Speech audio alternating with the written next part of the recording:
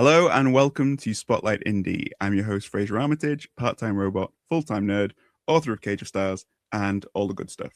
And joining us as well, again, as co-host is Amber. We've got you back, Amber. How are you doing? I'm really well, really good, and I'm relieved because I'm relieved. Oh yes, it's here. I thought I'd lost my D20 for a second then, and that would have been quite embarrassing. But no, I'm happy that I've got it and I'm ready to go. We're locked and loaded with our D20s. Yeah, because we're going to be playing Roll for Insight later. But before then, we can introduce our special guest. You know him from the house on Utopia Way. He is the incredible Stefan Mohamed. Stefan, how are you doing? I'm good. How are you? Amazing. Like, I just start at amazing and I work up from there. But that's where I'm at. Set the bar high and continue to clear it. Yep. Amazing. That has lots of different connotations because people look at me and they can be amazing in a bad way as well as a good way. So I feel like it's accurate, right? We are going to be focusing this episode on your foray into the indie publishing world because you have been published before. You are not new to the publishing world, but indie publishing is something that is maybe a bit more of a newer experience for you. And so we want to talk about what your experiences has been like with that. So tell us a little bit about why you went indie with the House on Utopia Way. So it was kind of a long time coming. My last traditionally published novel came out in 2018. I've had 4 novels out with Salt Publishing, which came out between 2015 and 2018. And then between sort of switching agents and then pandemic and various things, sort of my traditional publishing trajectory stalled a bit and sort of couldn't find the right project. Did try to get Utopia Way off the ground a couple of times.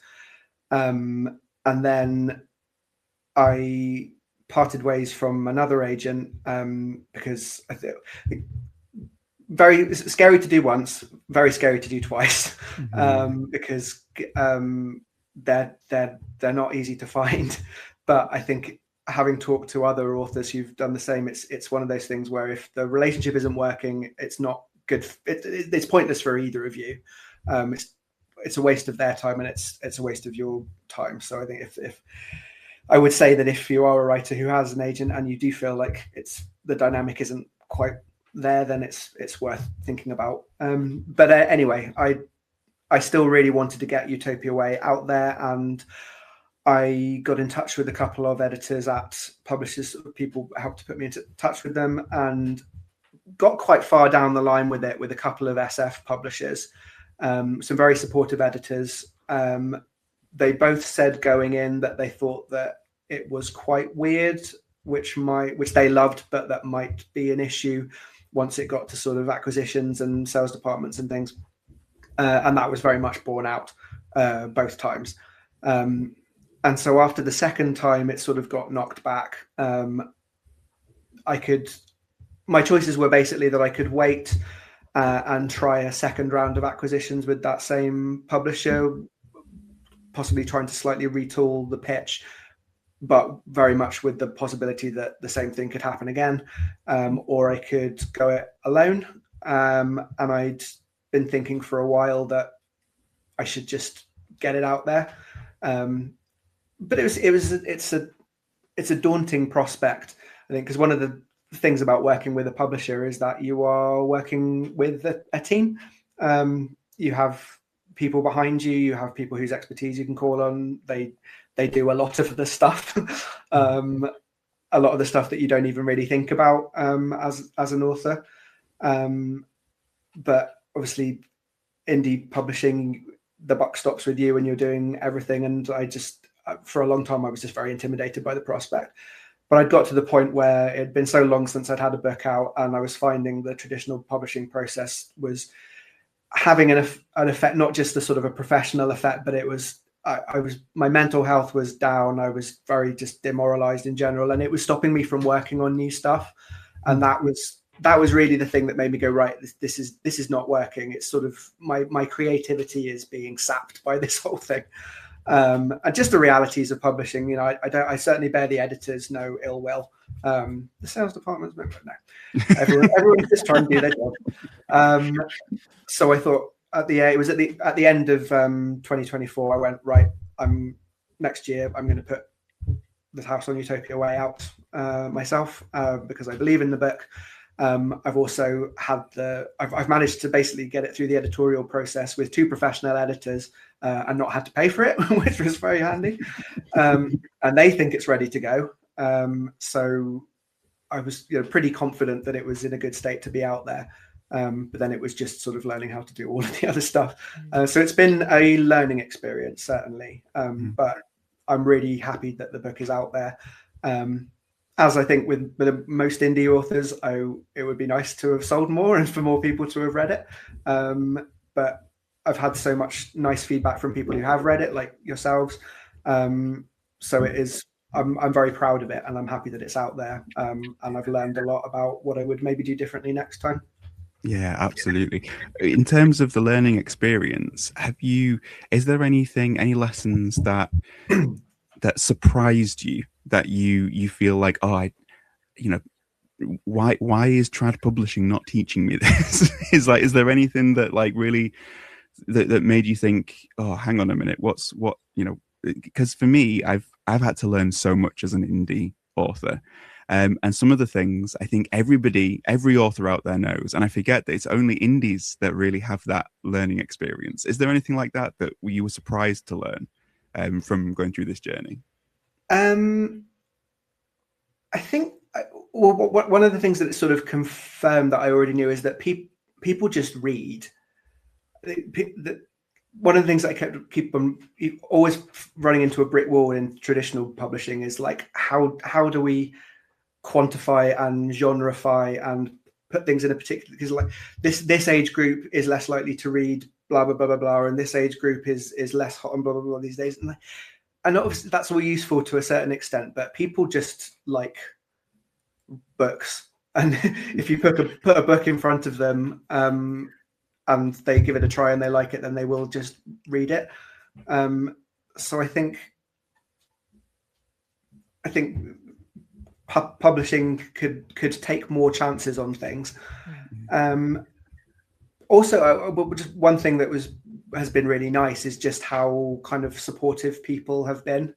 When I've so many people in indie publishing are just offering their time and their support basically for free, just out of kind of love of books, and you know, it's a shame that so many people are having to sort of shoulder those burdens, but just the amount of kind of enthusiasm and support that's out there, and how big a community it is. That's not that I expected the opposite, but it's been that's one thing that's really helped with it feeling like a less daunting process, is that there are so many other people out there and everyone is very kind of just supportive and welcoming, and it's felt like, because writing can feel like a very kind of lonely process, and then when you're sort of doing the writing or yourself and then going into the publishing side of things also yourself, it's sort of that kind of feeling of solitude is still there. So discovering sort of how big the community has been really good, and I want to continue getting involved more.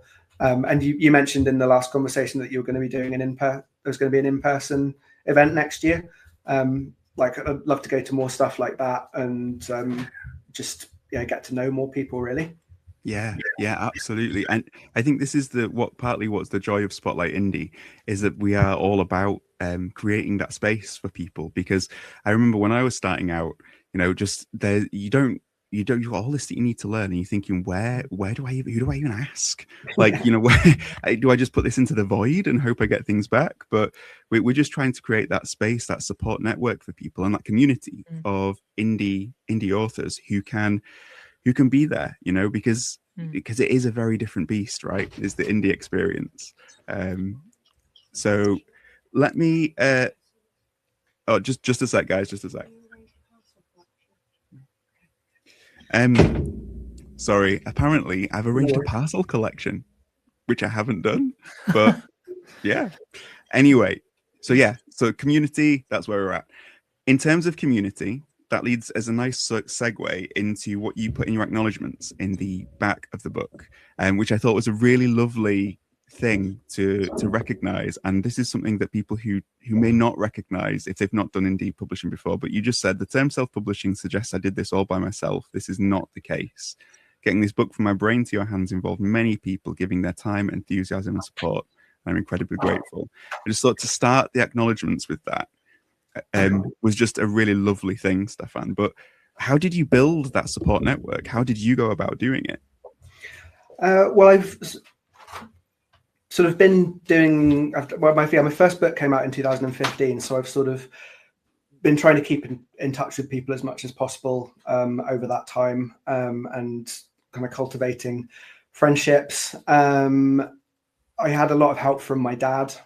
He's a retired graphic designer, so he was very, very invaluable to have. I originally, because I'd done a bit of InDesign stuff in my old job, I'd thought I'm going to do all the typesetting myself. I'll learn to do it. It'll be a learning process, but I'll do it.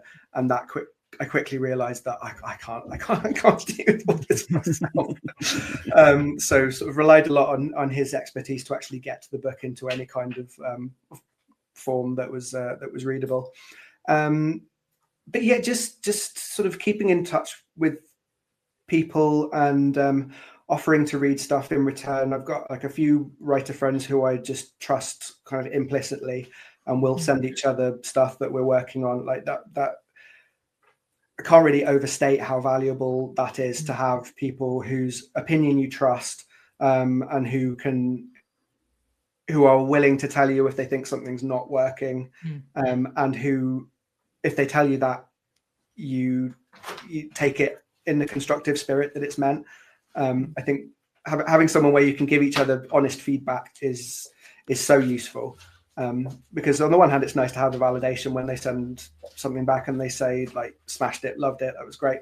But also when they come back with some insights that you wouldn't necessarily have got to on your own. It's really important, both in terms of craft and just sort of keeping grounded. And also, again, like with the community thing of not feeling alone. Yeah. Absolutely, because you really do. You sort of lose that when you've not got a publisher.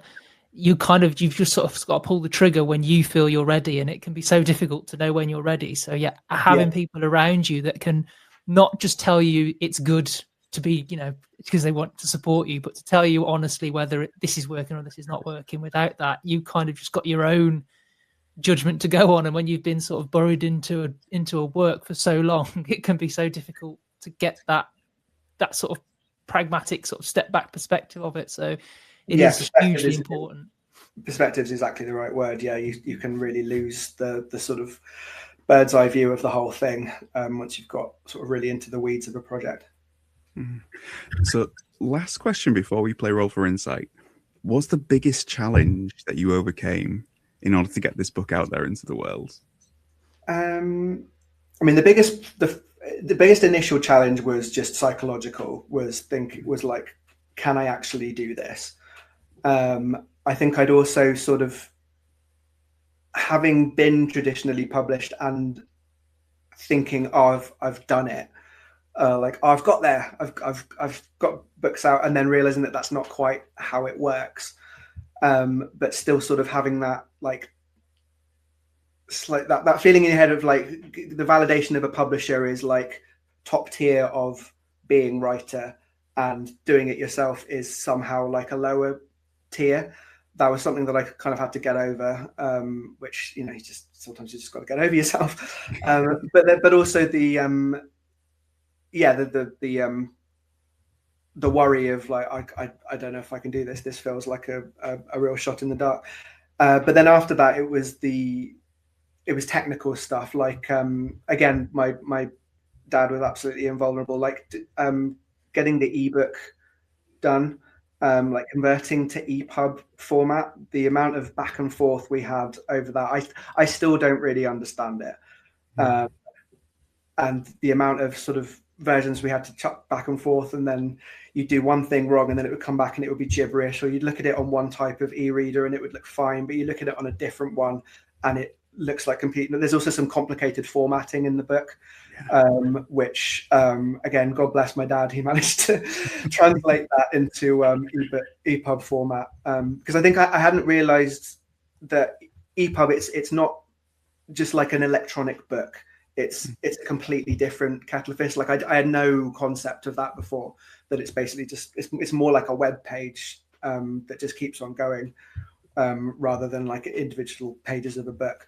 I might even just be mangling that, but that's my like complete layman's understanding of it. Things like that, like technical stuff that you'd never have really bothered about before, because either you've got a publisher sorts it out for you, and just, I guess, realizing quite how much goes into it, and like choosing a printer and trying to like comparing printers and working out like paper stock and stuff like that.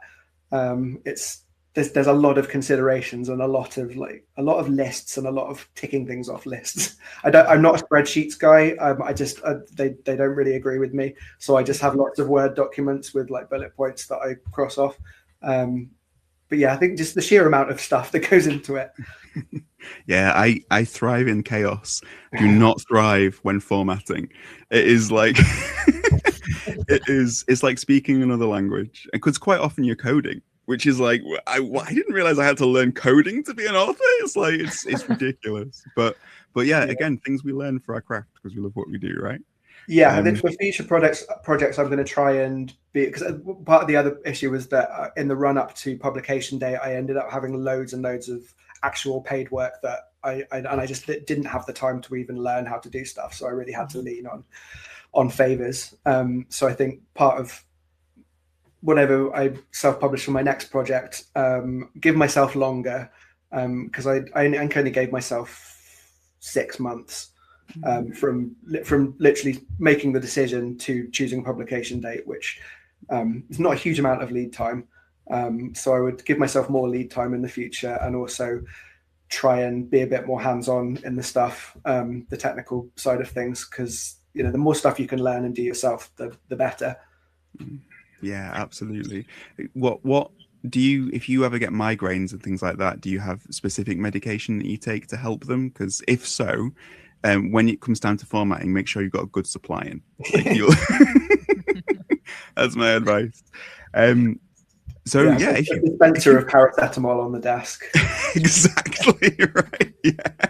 Yeah. It is brutal, but it's one of the things that there's always a part of the process, the indie process, that is like that. Whether that's formatting or whether that's something else, there is a part of it that is something that you don't want to do, but because you're doing it, you have to do it, because you don't have anybody else for that. You can find other people that can do that, and that's great, but if you want to do it yourself, it's pushing through. And that's why I think in some ways the indies that I know, the passion levels that they have for the stories that they tell are just way up there. It's and which is, again, it's like you're saying about it being validating. Having an indie book out there and everything that you've put into it is a massively validating thing. It's not a second tier thing. Not at all. Anybody who does it is an absolute legend, which includes you now, Stefan. So yeah, welcome to the indie world. It's great. And I don't want to anyone to think that I'm downplaying what indie authors do. I think it was purely my own bullshit that I needed to get over. Yeah, it's the psyche, right? But it's exactly the same, I think, for people who go into indie for all sorts of different reasons. Is trad is set up to be like, this is the path to publishing, and anything away from that is not really publishing. And it's like, well, no. It's like you haven't quite made it, or it's sort of like second prize, or I think people talk about vanity publishing a lot less now. I think it's that sort of conception of it is, I think, because just there are so many more channels now where people are just putting out their own content and art. I think just the idea of doing it yourself is much less, there's less stigma attached to it than there was before. But I think sort of being a writer is the only thing I've ever wanted to do, and being like published by a publisher just felt like the goal. And I think when that's something that you've been sort of working towards for so long, it does take a little bit of getting over. It takes rewiring for sure. But it's I think that's really helpful for people who are on the indie path, you know, in whether they feel like they've settled for that or not, it doesn't matter. Like if you're on the indie path, you can find your people here, and the people who realize just what an amazing thing it is that you are here. And that's what Spotlight Indie is all about, shining a spotlight on those folks and you know, helping us to be there for each other, because if we weren't here, like you would just be driving yourself insane, slamming your head against the keyboard, going, "Why doesn't this EPUB work?" Like it's it's not a fun place. But, I think one of the other things with going the traditional publishing route is that it's very easy. As much as when it's going well, it's very validating. When it's not going well, it's very easy to get really demoralized and to start to second guess your own work. Even stuff that you thought you knew was good and was worth being out there, that gets knocked back. There are so many reasons that things get knocked back in traditional publishing that are nothing to do with the quality of the work, but it becomes a grind, and it's very difficult not to internalize it as being like, oh, I'm just not cut out for this, or my work isn't quite good enough. But I think realizing that I've got something here that deserves to be out there and is a story that's worth being told. That's one of the things about doing it independently that is very validating, like you say, because you're like, no, actually, this book does deserve to be out there. You know, maybe it was too weird for whatever publisher, or it didn't fit with their particular list, but that doesn't mean that it shouldn't be read. Yeah, just because they can't market it in the way that they know how doesn't mean it isn't. It doesn't have worth, because that's the thing. It's of great value, and the passion that you pour into it bleeds through the page. You know, because without passion, it just wouldn't be there. So I'm all for it. I think it's great that you've done it, Stefan, and I think you should be very, very proud of what you've accomplished. But I think that's true of all the indie writers that are watching this. You know, you rock. That's the message we want to give you. Yeah, seconded. So now is time for roll for insight. So you got your D20.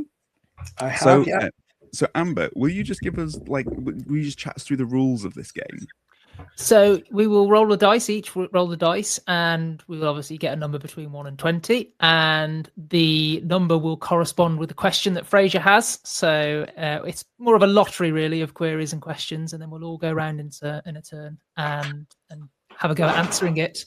Yeah, and the questions range from the sublime to the ridiculously sublime, and from the ridiculous to the sublimely ridiculous. So we'll all bases covered then, basically. Yeah, pretty much. Yeah. What? So are you ready? Do you feel ready? Big question. Yeah, sure. Let's roll. And if not, then what are we gonna do? Exactly. You'll just leave. You'll not remember what happened. You'll wake up in the middle of the night and you'll go, "What did he ask me?" Like it's let's roll the dice. You roll first, Stefan. Okay. 8. It's a good one. What's the best and worst advice you've been given about writing? Ooh, best and worst. So the worst, it would be a bit of a toss-up between write what you know and kill your darlings. But I think, as with any piece of writing advice, both of them have a certain amount of utility, but they are often used too prescriptively and in too wide-ranging a fashion. I talk about the kill your darlings one a lot because I think there's this idea that like you need to go back through your novel and anything in there that you like, you need to get rid of because it's self-indulgent, and self-indulgence is absolutely not allowed. And I think that, again, at its root, it's good to go through and be like, you know, is everything here justifying its place? Is there stuff that's superfluous, that's dragging the plot down, that is just writing for the sake of writing? But I think, you know, so it's fine to have stuff in your book that you like and scenes that are particularly special to you. So I think that's just one of those bits of advice that rubs me up the wrong way because I think it is too broadly applied. And and it was one that came up quite a lot when I did creative writing at uni, and I was slightly bristled. And I mean, as anyone who's read House on Utopia Way can tell, there were very few darlings cut. And in terms of best writing advice,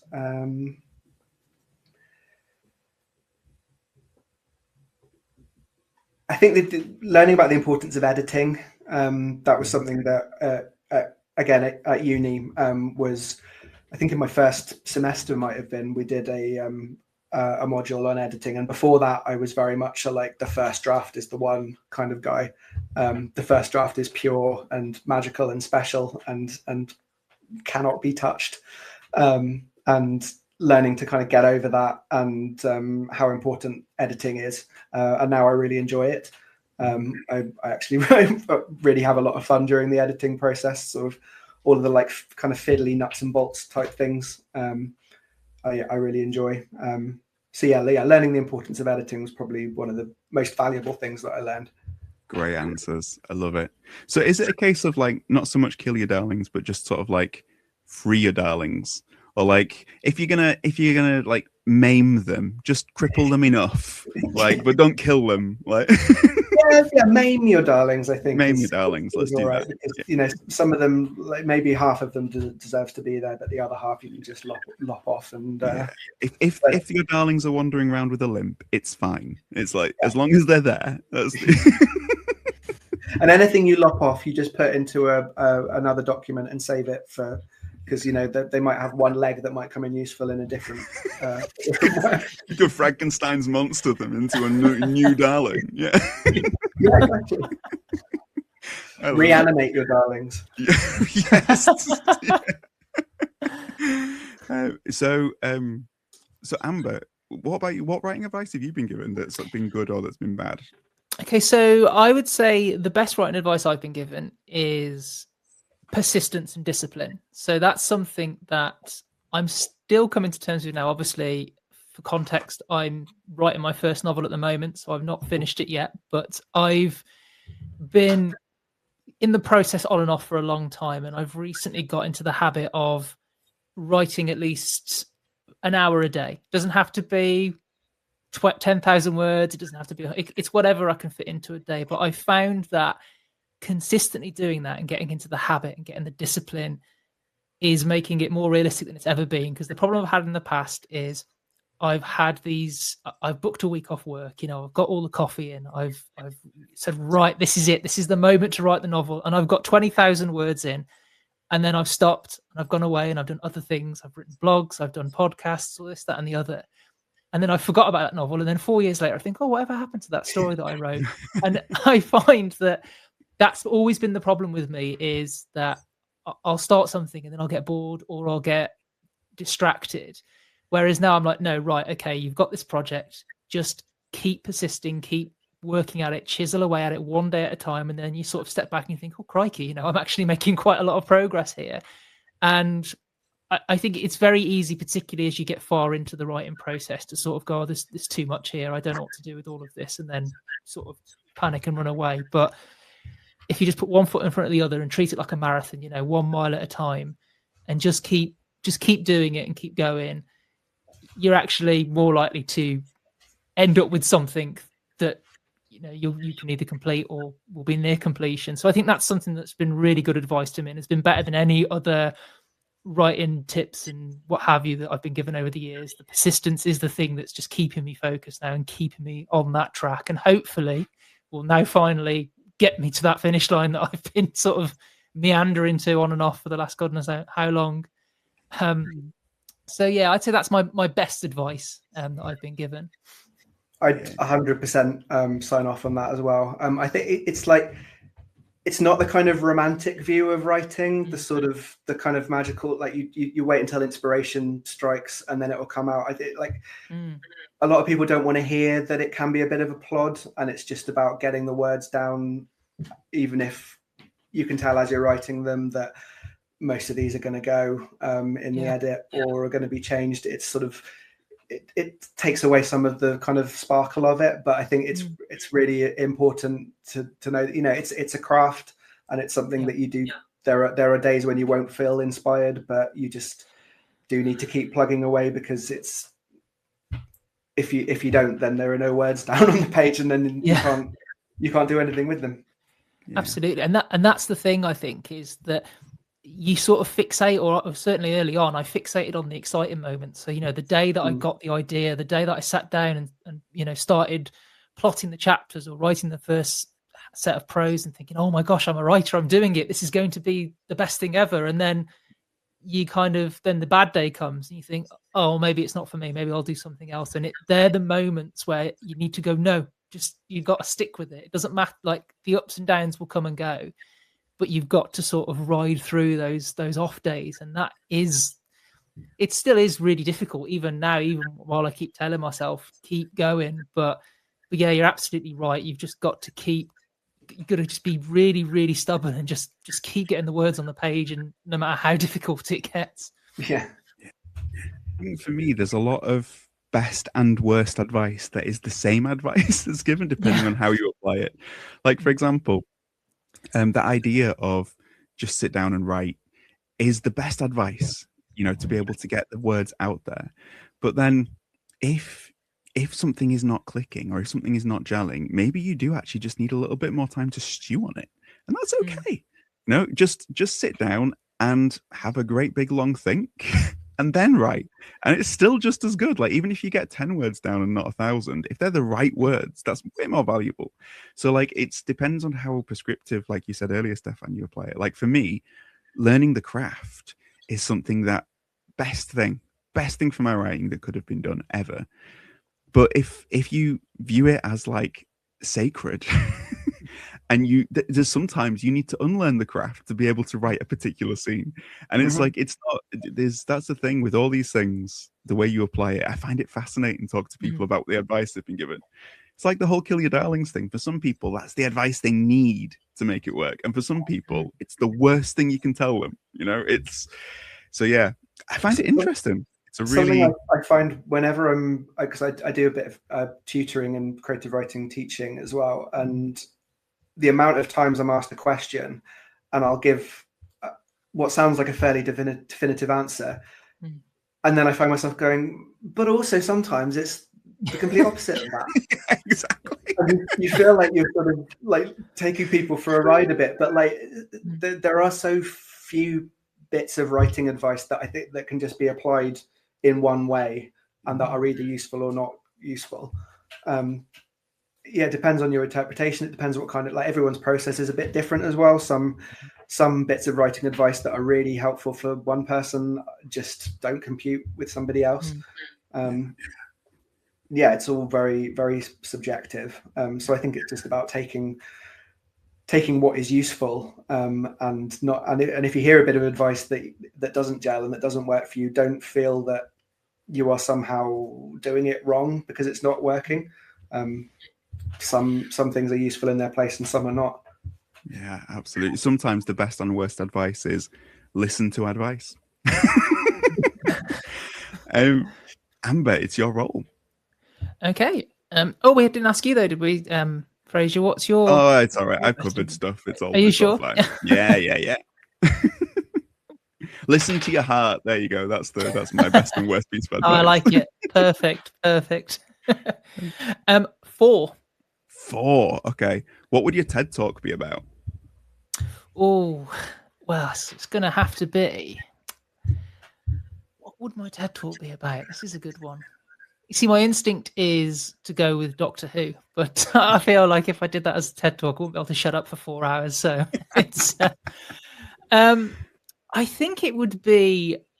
I would like to go talk about the therapy of writing, because I do a lot of writing outside of creative fiction. So I do a lot of writing to myself, and it has been an absolute lifesaver for me in many ways throughout my life. It's helped me work through all sorts of traumas and internal battles and things, and it can be anything really. So what I do is every day I have a journal that I write in. It's not like a normal journal, so it's not just sort of like a Dear Diary sort of thing. It can just be sort of a creative space where I can talk to my inner child, or write little fictional pieces about certain things that I'm going through in my day-to-day life. And it's It's been wonderful. It's weird because I was listening to, I can't remember the author, but there was an author who I was listening to a podcast about the other week, a very, very successful author, actually. So I'm quite annoyed that I can't remember the name of it. But he said he couldn't stand the idea of writing in a journal because you're not writing for an audience. And he said there's something almost quite perverse about that, which I fundamentally disagree with. I think that writing, it isn't just about serving an audience. It isn't just about, writing to tell a story to someone else. It can be something that is very personal and very unique to you as an individual. And I found that, obviously I do write a lot of stuff for Spotlight and for my book, and I write a lot of things for my podcast, but I write a staggering amount for myself as well. And I cannot recommend it enough. I think it is a wonderful, wonderful thing, and it helps me grow as a person. It helps me understand the inner workings of my mind and how I relate to the world and interact with the world. And I think it is a really transformative process. So yeah, it's quite a heavy answer, but I think that's probably what I would discuss that on. Love it. What about you, Stefan? Yeah, that's really interesting, Amber. I think the what you were saying that other author was saying on the podcast about the idea of not writing for an audience. I think that's kind of something that I've had to unlearn a little bit. Not so much in the sort of writing that you're talking about, but in allowing myself to experiment and have fun with writing with no particular end goal in mind, and just write for the sake of it, for enjoying the creativity. And I think, especially like once you've sort of had a bit of the professional side of writing and have had some stuff published, and I've had a bit of a response to it, it's very difficult to then not be writing everything with that slightly in mind. So yeah, I think that's a valuable thing to remember, is that not everything has to have an intended reader. Some stuff can just be there for its own sake or for you personally. I think that's really important. Yeah, I think it brings the playfulness out, doesn't it, in writing, which I think is something that you don't lose sight of as such. But I remember when I was very young and I started writing stories and things, I only wrote them just for the thrill of telling a story. I remember at the age of 6, scribbling together this little horror book, and I remember that sort of excitement of, oh my goodness, I've made this little world, and it's it's here in the palm of my hands.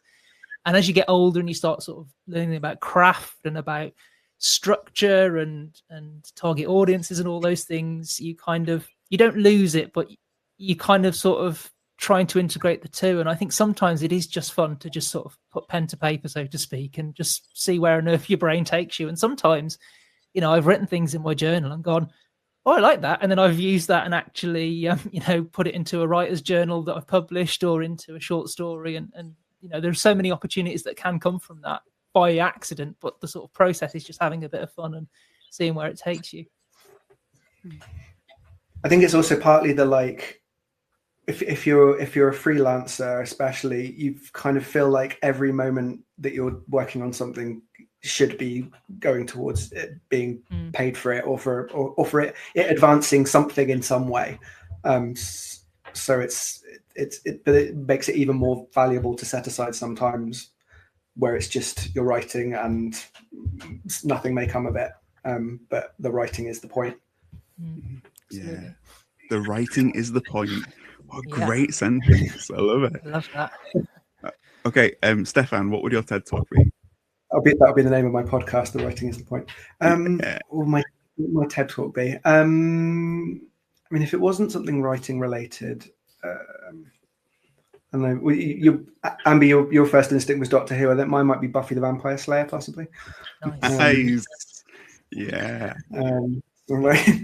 But how can Buffy the Vampire Slayer help us navigate a world of chaos and evil, or something like that? Yeah. Are you Team Angel or Team Spike? I like them both. Is my equivocating centrist answer. I think they're both great characters, and I'm a season 6 defender, which is almost as controversial as praising Stephen Moffat.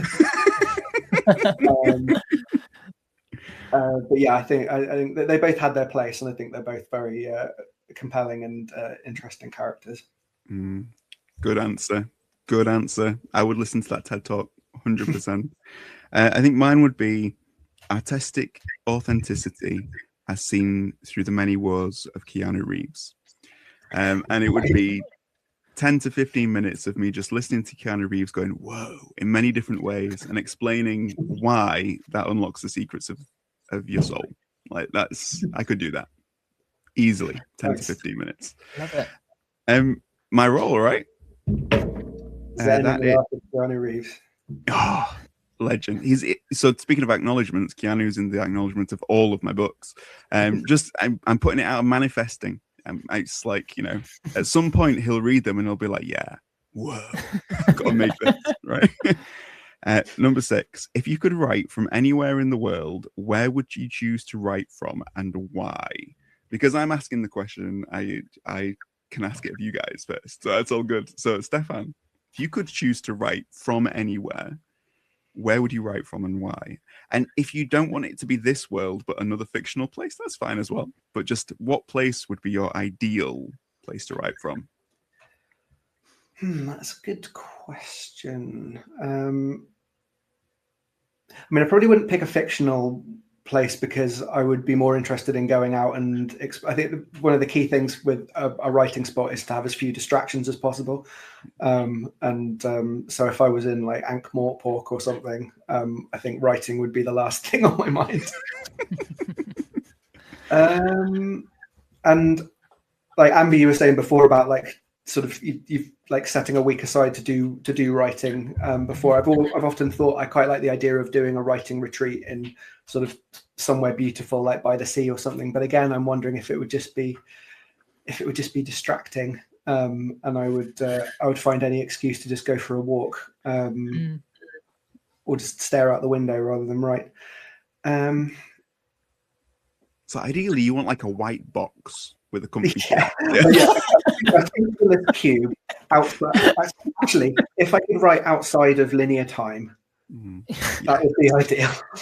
Writing in the void. And if some kind of like pocket dimension that was outside of linear time, so I could just work on whatever I wanted to work on without time passing in the real world. You want to Bernard's watch it. That's exactly what you want to do. Yes. Yeah. I would make much better use of Bernard's watch than that. I think that would be my answer. Yeah, somewhere outside of time. Yeah, that is the perfect answer. I absolutely love it. What about you, Amber? My instinct would be to go somewhere serene and tranquil. But again, I think like you, Stefan, I would probably end up going for a walk. I would just want to do stuff in nature. So I think the place I would most love to is, and it's going to sound weird because obviously, writing's, it's easy to be distracted when writing, but I quite like the idea of just going to a nice big city. So maybe like Manhattan and having a nice high-rise apartment somewhere out the way. So I'm not around people as such, but I can see a lovely view of the city. And I think imagery really gets my writing brain going. I love being able to look at a beautiful sort of skyline or vista, and that kind of really gets my creative juices flowing, as it were, with a bit of music on my noise cancelling headphones. I think that would be lovely. So I'm going to say, maybe somewhere like Manhattan or Paris, and just somewhere with a nice view, I think would be ideal. That'd be nice. Yeah. Manhattan in liminal time. That's where we're going at the minute. Yeah. I'm going to go, I would like, it isn't so much about the place for me, but I would love to write with other writers around, because I feel like whenever I'm chatting to other writers and talking to them, my brain is on fire when it comes to like ideas and things like that. I benefit from it so much. So I would just get all of my favorite authors in a room and I would just force them to writing sprint with me. and then it would be great. So like maybe at the next in-person Spotlight Indie event, maybe that is my ideal place to write from. Who knows? Let's do the speed round. Stefan, give us a roll.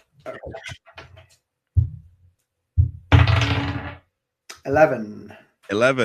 Do you have any hidden talents or party tricks?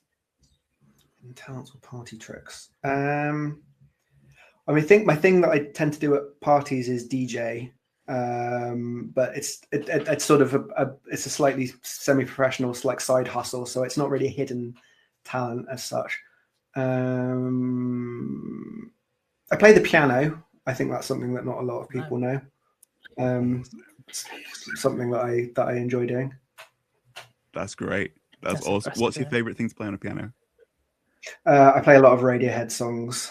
I'm one of those guys. I love it. They're very satisfying to play. Yeah. As a creep, I am absolutely on board for that. Yeah. What about you, Amber? What's your hidden talents? I don't know if I have any party tricks as such. I've noticed in a couple recent years I'm weirdly good at making ridiculous jingles. So obviously I do a podcast show with my friends, and it's a very sort of improv slapsticky kind of thing. Well, it's a mixture of review and comedy, but I've got a very weird sort of instinct where I can just say something strange and create a really bizarre jingle out of it, or like a fake advert, and I can do it almost on the spot. And I don't know where that's come from or why I can do it, but yeah, that's probably my one hidden talent that I can think off the top of my head. That's a great one. Maybe I should go into advertising. Maybe that's my calling. Just do jingles and marketing like genius here. We've got our very own Don Draper. It's like there we go. Yeah, I love it. Revitalize the failing ad industry. Yeah. I have absolutely no talents at all, so we'll move on. I don't believe that. No, in terms of party tricks, so I Want to Be Like You from the Jungle Book, and there's a bit where Baloo comes in with King Louie. I can do both parts of that from beginning to end with zero, like, just boom, and it can happen, like all the ska basically. Nice. And if you want to see that done, then yeah, when we launch our Patreon, I'll do it for the members there. We've got a winning formula there. Yeah. Okay, speed round. Amber, your roll. Okay, so we've got 12. 12. Okay, if you could be a contestant on any TV quiz show, what would it be? Oh, gosh, that's going to be tough. I'm terrible. I am terrible at general knowledge, so I'm just going to have to say, just for a laugh, it's going to have to be Mastermind. Or no, sorry, University Challenge, because that one is impossible. And I think it would be fun to just see me just fail horribly and I don't think he does it anymore, but Jeremy Paxton just telling me off for being not the sharpest tool in the drawer, so to speak. Yeah, I love it. I love it. Going on a show that is impossible. I think that would be good. Yeah. What about you, Stefan? Fun. This is slightly topical in our house. We've been watching a lot of game shows this year. Like my son really likes them. He really likes the 1% Club. And actually my partner tried to sign us up for a few, but we didn't. We applied for the 1% Club. We're waiting to apply for Catchphrase. And what was the other one? She tried to sign me up for Tipping Point.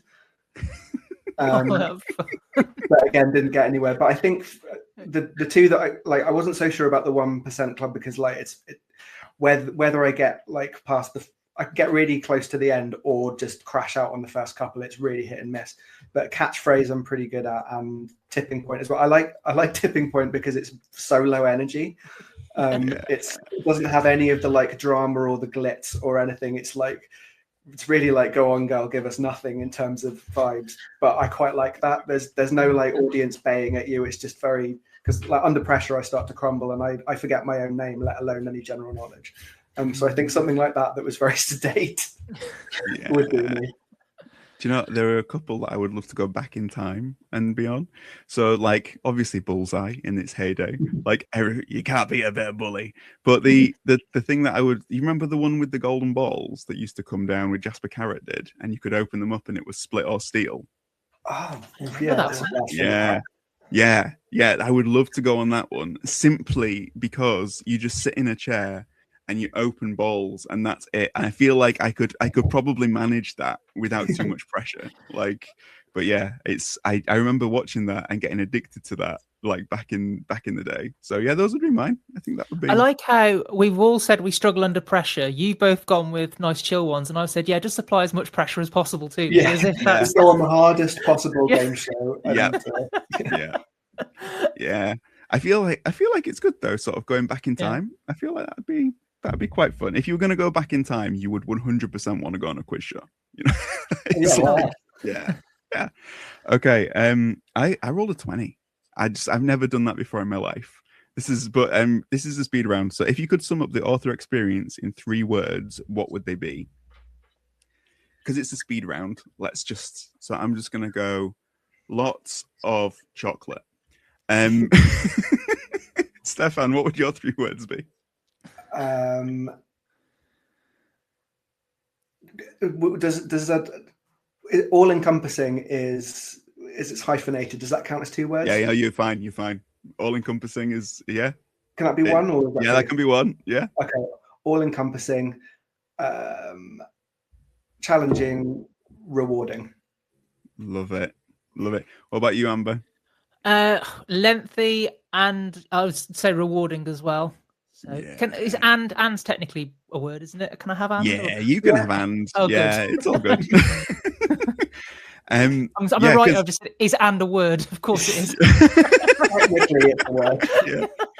We don't want to go into the realms of just having something lengthy and rewarding without the and, because we could be going down some very dark rabbit holes with just those 2 words. So yeah, lengthy and rewarding. I love it. This is final round. We all roll, and Stefan, you get to choose which number. So after 3, we'll roll. 3, 2, 1. What did you roll? I rolled a 10. 10, Amber? I rolled a 14. 14, I rolled a 5. Do you want to hear the questions before, and then you can pick one? Or do you just want to pick a number? Let's go for 14. 14, love it. What's your favorite sequel? Ooh. I might have to think about that for a sec. If anyone's got an answer that comes more quickly to mind while I struggle to remember anything I've ever read or seen. I always struggle with questions like this. I immediately just forget everything. I've never watched a film. I've never read a book. Yeah. I can give you my answer. My answer is very easy for me to think, because it's so I when I was getting to know my now wife, the first thing we ever did together socially was get together and watch Star Trek II Wrath of Khan. And it was during Star Trek II Wrath of Khan, when I'm crying at the end and going, Spock, that she looked across at me and realized that I was the one, because real men cry at Star Trek. So without Star Trek II Wrath of Khan, we may never have ended up getting together. So it's got to be Star Trek 2. And we have Wrath of Khan Day every single year, February 28th. Everybody is welcome to celebrate. When it gets to February 28th, all you got to do is watch Wrath of Khan. It's the best. Cute. Yeah. What about you, Amber? So yeah, mine's easy. So Terminator 2 Judgment Day is, I think, one of my favorite films, and also I think it's a perfect example of how to do a sequel. You know, take all the ingredients of the original film and just tweak a few key ingredients to completely transform the entire dynamic of the film, the entire feel of it, the way that, you know, it is essentially a retelling of the Terminator, but suddenly the villain is the good guy. He's a father figure. It becomes this family dynamic film. All the themes are very much the same, but it's done in a way that feels fresh and inventive. And I could talk about it for hours. I think it is a perfect film and a perfect sequel. And very few films, I think, have ever been able to do anything as inventive or revolutionary with a second part as that one has, in my opinion. Hasta la vista, baby. Fully, that's a great choice. I could also talk about that film for a long time. I rewatched it quite recently, and it still just goes as hard as it did when I first watched it, like 20 years ago or more. It really is just flawless, isn't it? It's the bit where they're walking towards each other in the corridor, and he's got the roses, and he's got and it's the get down, and it's like I love it's just so good. Like Yeah, this the whole thumping, setup is yes. it's amazing. I think Yeah. the opening as well is just flawlessly choreographed as well. Like every shot, the way the camera moves, it's just almost kind of it's an example of storytelling done by someone at just the peak of their filmmaking. I mean, you know, I'm a big James Cameron fan, but I think that film is just him knowing exactly what beat goes where, how to make the story sort of move in a way that's engaging and energetic, and it's just absolutely flawless. I think I saw him being interviewed when it had was it like 25 years or something, or the end for when it came out, and they reissued it in cinemas.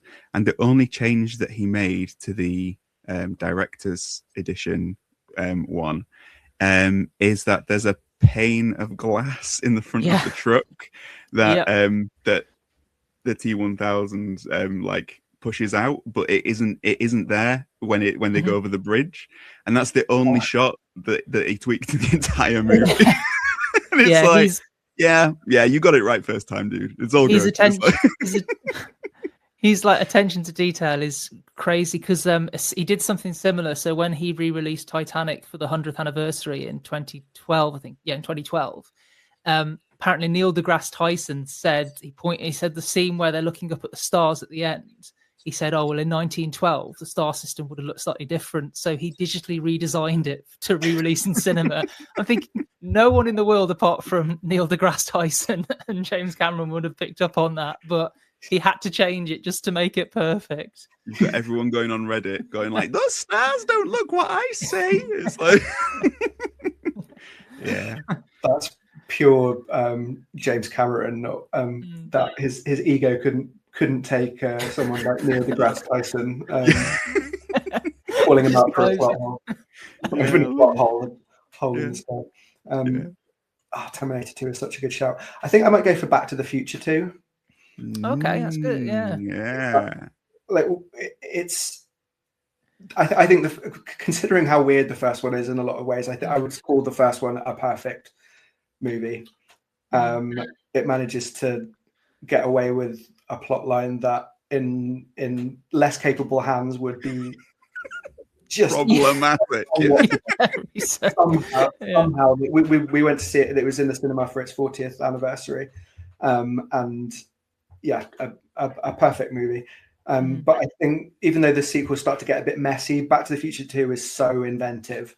The way it goes back into the original, I just really tickles, like whatever my like sweet spot is for that sort of thing. Just the like using the first film as a playground, and apart from like the special effects are amazing, but like the bit when he's playing the guitar on the stage and then he's other Marty is like going over the top, and it's so inventive and it's so crazy and so ambitious.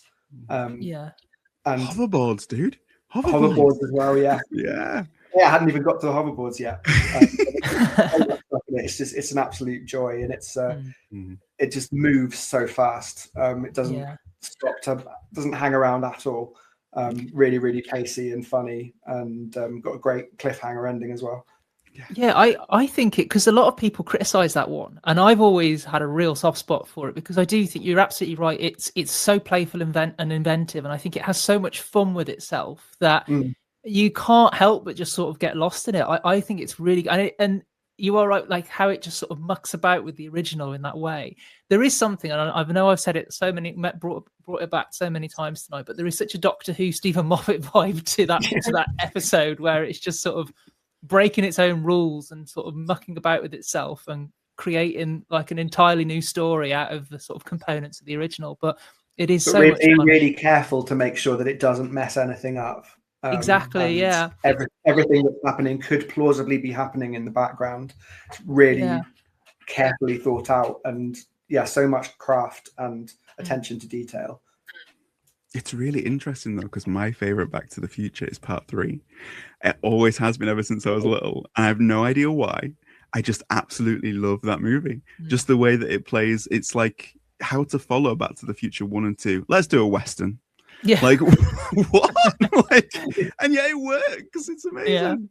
Yeah. And again, it's got a very different vibe to the other two. Yeah. But really different feel. But yeah, the train sequence at the end is fab. Oh, really It's good. great. Yeah. I think they kept it sort of with every sequel they said, what can we do differently? And then they knew when to stop. So obviously they did the second one, sort of toyed around and did a sort of timey-wimey version of the first one. And then the third one obviously did a genre shift. And after that, they kind of said, okay, we've there's not really anywhere else we can go with this. And they knew when to cut the cord before I think it got a bit too ridiculous or a bit too absurd, because I don't know what they would do with the fourth one if they ever decided to go down that road. Well, I think it's in the director and the writer's contract that nobody can make a sequel without both of their consent. Yes, which is probably the only reason that we haven't got some horrible reboot of it starring Justin Bieber or something. No, I tell you one movie I do want to see. I want to see the Back to the Future Bill and Ted crossover. That would just be the best. That would be like, imagine Marty McFly running into Bill and Ted in the heyday. That would be in an alternate universe where that happened. That's what I want to wake up in tomorrow. That's the only way you can do a sequel. Yeah. Some absolute vandal is probably thinking, well, with the power of AI. No. It's already there. With the power of imagination, you can do all sorts. Just sit and stare at the wall and think of it yourself. Don't feed it into that infernal machine. Yeah. Thank you for playing role for Insight and for letting us get to know you and your author experience a little bit deeper as well. For anybody who has enjoyed our chats over the past couple of weeks, where can they find you, Stefan? You can find me on Bluesky. I am at stefmowords. I'm also at stefmowords on Instagram, and my website is stefmo.co.uk. Amazing. Amber, what about you? So you can find me at Spotlight. So I have a twice weekly blog over on the website. You can find me on X under my name, Amber Poppitt. You can also find me on Instagram, which is probably the best place to contact me. And I also have my own website, amberpoppitt.com, where I have all sorts of articles, short stories, podcast links. I also have a podcast, Control Alt Critique, where me and two longtime friends discuss film, television shows, and do lots of role play and things on there. And I think that's probably everywhere I am. If we've missed anywhere, Amber, don't worry, they'll find you everywhere else. They will. They will. For Spotlight Indie, you can find us at Spotlight Indie, spotlightindie.co.uk. We have the in-person event, so if you want a dealer's table, same as last week, just get in contact with Alex S. Bradshaw. Do that through Spotlight Indie or with Alex direct. And until next time, thank you, Stefan, for being with us. But until next time, keep writing, keep creating, and keep being awesome. See you next time on Spotlight Indie. Thanks for having me. Bye. Bye.